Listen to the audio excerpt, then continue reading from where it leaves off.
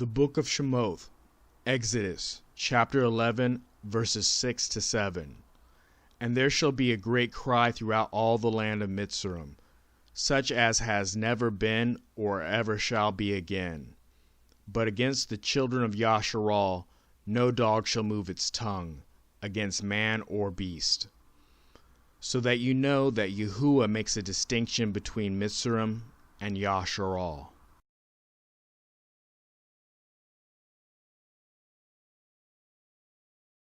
Why are some black Africans considered white Americans? If you are new to this channel, you may be surprised to learn that Hamitic North Africans are classified as white in many European countries, and also in the United States.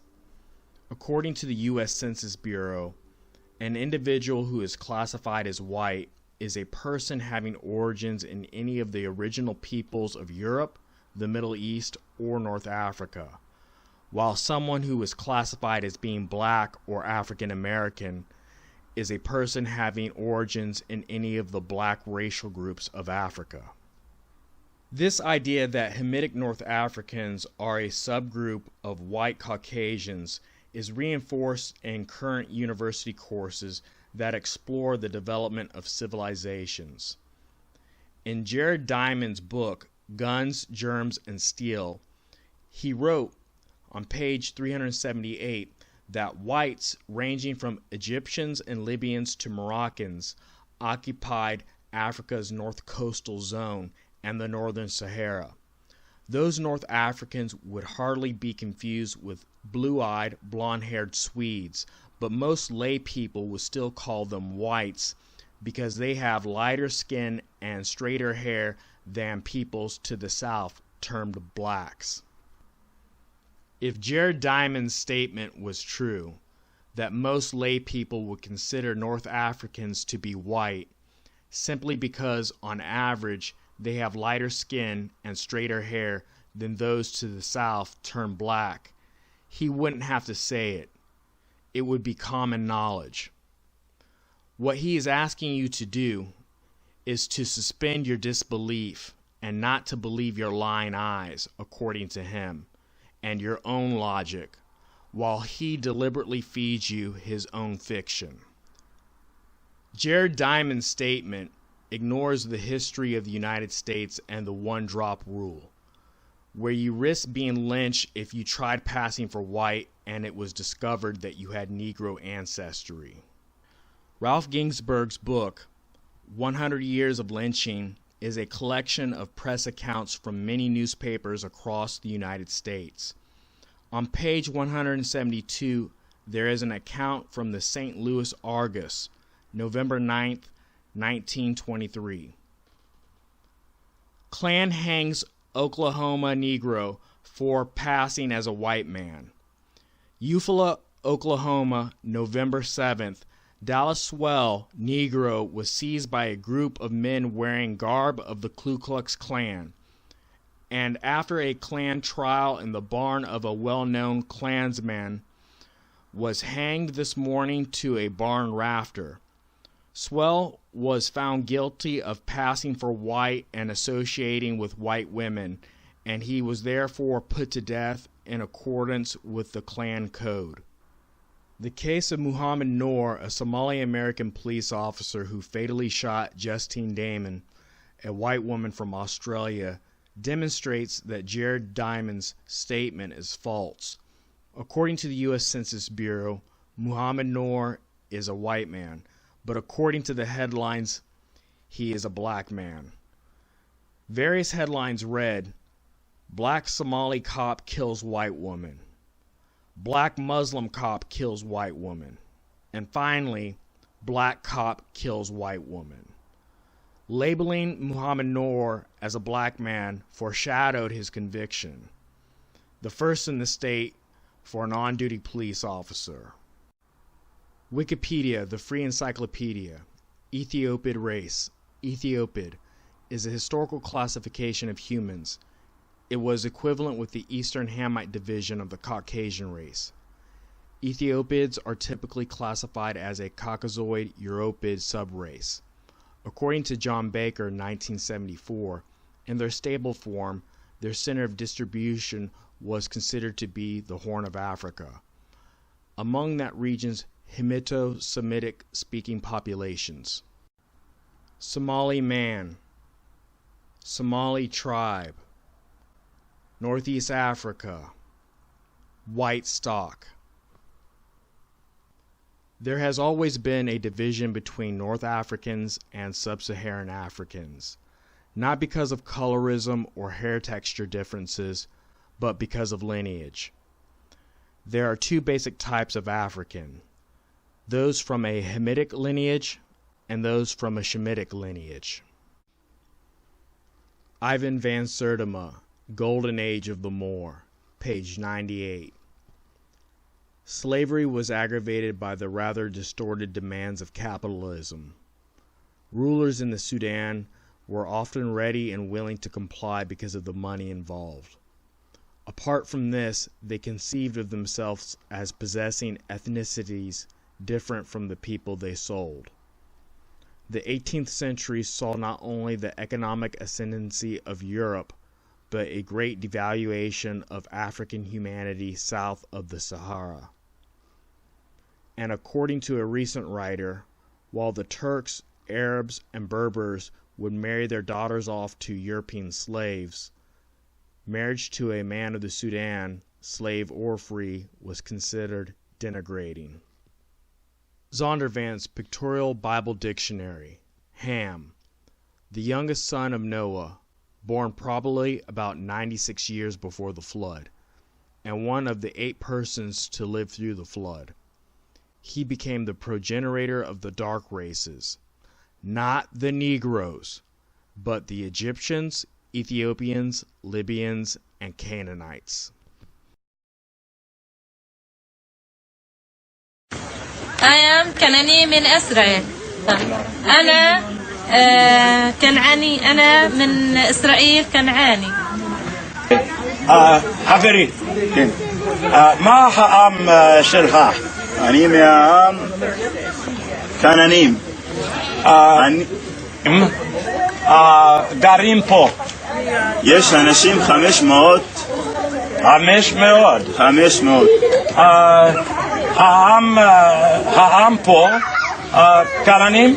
Yes, yeah. Little Canaanite boy, and he is with the donkey, and he's taking care of his sheep. A responsible young man. They're goats, and one of them's got great big horns. I hope he doesn't hit me.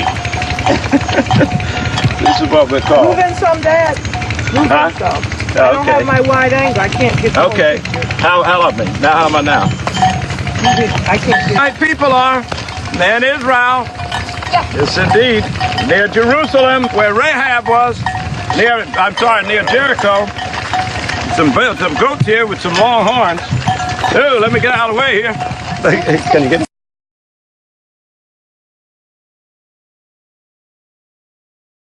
Classifying Egyptian immigrants as white while some of them are not.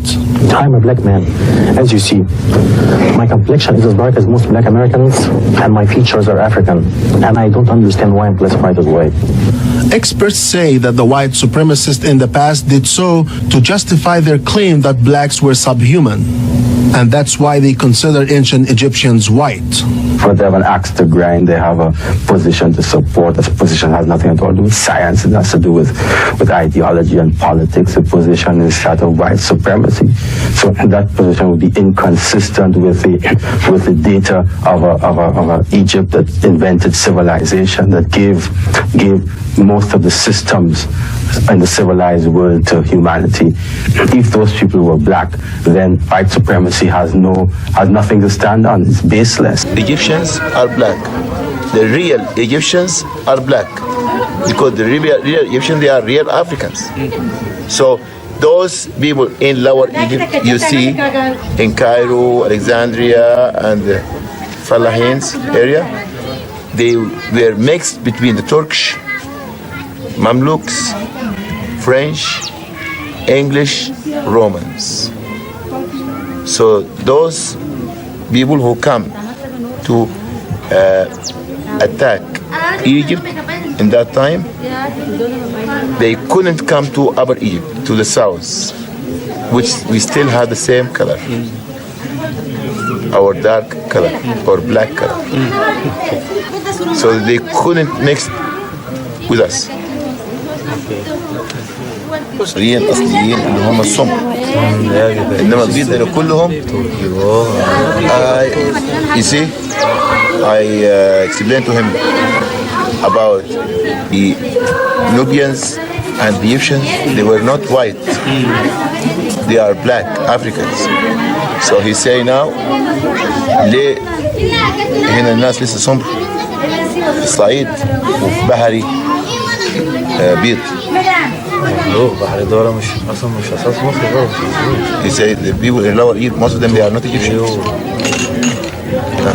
They are Greeks, Francois. Nana Banchie Darkwa, the Africans who wrote the Bible. Because Europeans have sought to tell Africa's story, do not have the necessary linguistic and cultural backgrounds, they have had to perceive and interpret Africa's story through the prism of European linguistic and cultural backgrounds, and the results have been woefully inadequate. Because of these major linguistic and cultural limitations, ancient Greek scholars did not know, and modern historians and Egyptologists still do not know, that the names of the ancient Egyptian kings, people, and places they have transposed into their tongues were originally African tribal names. For example, they do not know that the indigenous African tribal name of the boy king of ancient Egypt was Tutu Ankoma and not Tutankhamun. They do not know that the royal dynasty of this boy king still exists in Africa, and that the members of this tribe and royalty still carry the names Tutu and Ankoma. The true descendants of the ancient Egyptians are still alive and well in Africa today, and they also resemble their ancient predecessors. You can see in this photo how this young Mitzrayite man resembles the bust of the ancient pharaoh Tutu Ankoma, both in form and complexion. However, in the June 2005 issue of National Geographic magazine, The New Face of King Tut, His Life and Death, we can see that the editors have replaced the African image of Tutu Ankoma with a Europeanized image. In the February 2008 issue of National Geographic magazine, there is an article about Pharaoh Tutu's grandmother, Queen Tai, but even before reaching the article, there is already a problem with the title. The title should read, The Pharaohs of Ancient Egypt, but instead it is printed on the front cover, The Black Pharaohs, Conquerors of Ancient Egypt. The title suggests two things: that the original pharaohs of ancient Egypt weren't black, and that the blacks invaded Egypt and took it over from the whites. When we finally reach the article, there is a picture of a bust of Queen Tai, with text in the upper left-hand corner. The editors of the article pose this question to the readers: did the powerful Queen Tai, King Tut's grandmother, have Nubian ancestry? The editors then make the following statement: this bust, made of wood that has darkened with age, has inspired claims that she did. At this point, I think it is clear that they are trying to suggest and have you believe that Pharaoh Tutu and his grandmother, Queen Tai, are both white, and that you should not believe your eyes because the wooden bust has darkened with age and was originally white before. This same pattern of whitewashing the ancient Egyptians can also be seen in the winter 2008-2009 KMT magazine, a modern journal of ancient Egypt, volume 19, number 4. On page 68, there's a photo of a painted ebony funerary statuette from the Gulbenkian Museum dated to the 11th dynasty. It was purportedly found in the area of Deir el-Bahari at Luxor. The editors of this article state that, because of its unusual appearance, its authenticity has been debated by scholars. Notice that the editors don't bother to elaborate on what is so unusual about its appearance. It seems that they want you to doubt its authenticity because no one could argue that this Egyptian statue was anything else but black without clearly looking foolish.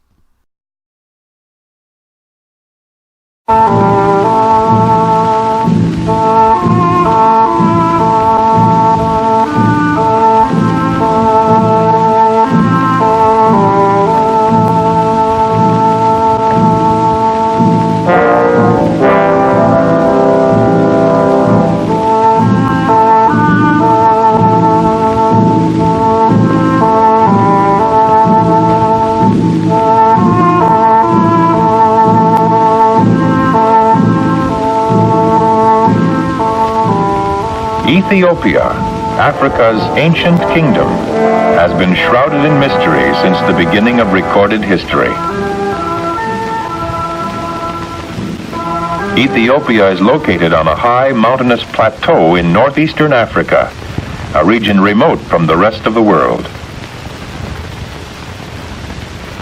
In ancient times, Ethiopians were continuously at war with plundering bands of invaders, but their willingness to fight turned back all enemies. As a result, the peoples of Ethiopia, who are predominantly Aryan, are free and independent. They are proud of having the longest continuous history of any Christian nation in the world. His Imperial Majesty, Haile Selassie I, conquering lion of the tribe of Judah, elect of God, Emperor of Ethiopia. Haile Selassie is a prince of the world's oldest continuous line of royalty, and according to legend, is a direct descendant of King Solomon and the Queen of Sheba. The boundaries of modern Ethiopia and Eritrea closely match those of ancient Abyssinia. The country lies in the northeastern corner of Africa. On the northeast is the Red Sea. To the west is the Anglo-Egyptian Sudan. On the south are Kenya and Somalia, and on the east are French and British Somaliland. The fact that Ethiopia is primarily populated by a people of Caucasian ancestry makes it unique among other African nations. There are over 100 different tribes and races within the country. Although dark in complexion, most of the people are Caucasian and are descended from the ancient Hamites and Semites.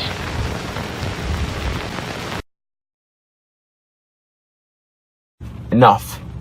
Somalis, we are Africans. We're black. Period. Okay? So, the Ethiopians, they look like us. So does that mean the Ethiopians are also Arabs? Because if you know anything about, history, Ethiopia is the longest running kingdoms in Africa, in history, of the world. So how the hell are they Arabs? And we look like them. Are we Ethiopians? So, just calm down. Some people love to call themselves Arabs because, let's be honest, Somalis, we got internal, we're self-hating blacks to certain degrees. We are. So, I don't know if you can call it race, but Somalis, we are we discriminate. We're racist, especially someone who looks like me. If you look at it, if you have a soft hair a little bit and, your nose is like straight, people that look like me who are Somalis are racists. Not all of us though. Not all of us. They are. To like people who are, Somali Bantus, people who are minority in Somalia. So, it's sick, it's disgusting. It's one of the things I hope to God we, eliminate, including tribalism, what we did to minorities in Somalia. And when I say minorities, I mean people who are lower tribes, people who are not part of the crazy psychotic, 4.5 whatever. So, I don't want to make this a long video, but as Africans, we need to start embracing who we are, and we need to stop with this useless, are we Arab? We kind of look like Arab. We have this soft hair. So a European, so imagine an Italian, could have been there, and are we as well, Italians?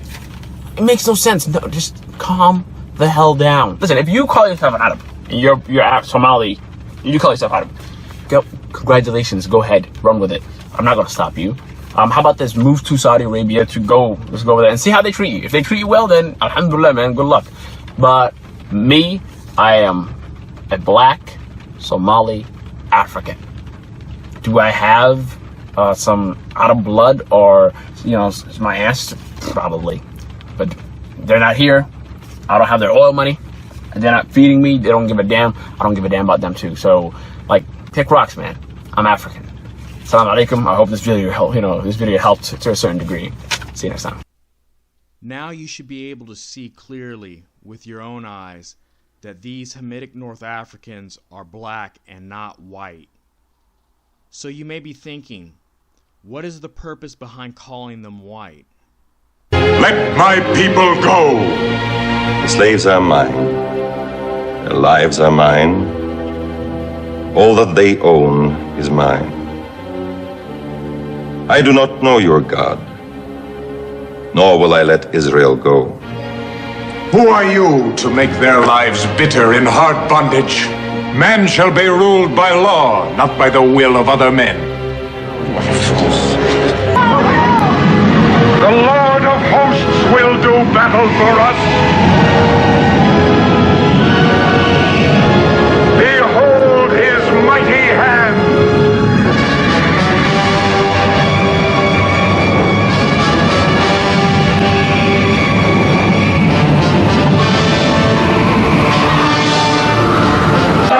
Who is on the Lord's side?